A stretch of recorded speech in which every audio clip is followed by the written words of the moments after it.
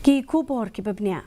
Uhe ki Sipai Sun u Air Marshal A.K. Bharti ubade Director General Air Operations mentagasi ula banjur ba ka jeng khun menta jongkar India kadai persha akile no bat gia ki jeng don jeng em ki jongki bat kamdei satya persha aki Sipai Pakistan.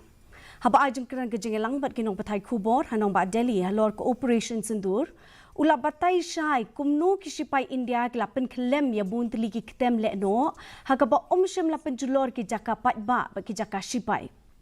Ubharti ula ong badai na kadau jo ki tiar thma baklan bor jo kari India ki bakentup ru i tanat Sipai Kendo tanat Sipai Sun bat tanat Sipai Duriau ki blala da ka jing job man siat kelai ya ki lingsu drone bat ki namdeng bala siat na Pakistan.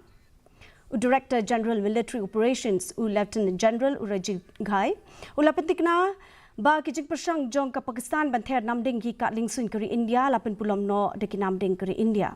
Menteri Rang Bado jong kariru Narendra Modi un sepenlong ke jing lang bat kilat pathai Kubor menta kasi hakapor pra peje minmit bakan deiru ka jing ai jing kran ka bandingkong jong u hadin ka operation sindur. With Pakistan, we had a detailed brief on the successful joint operations that were carried out to destroy the terror infrastructure in Pakistan-occupied Jammu and Kashmir, as well as in Pakistan itself. We also iterated that our fight was with terrorists and their support infrastructure and not with Pakistan military. कि पिछले कुछ सालों में आतंक की गतिविधियों का कैरेक्टर जो है उसमें कुछ बदलाव आ रहा था।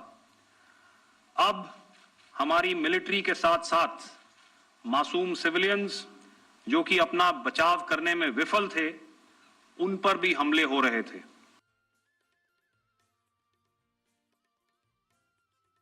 Ka Airport Authority of India klapen benaban plane Mardor ya ki laipo art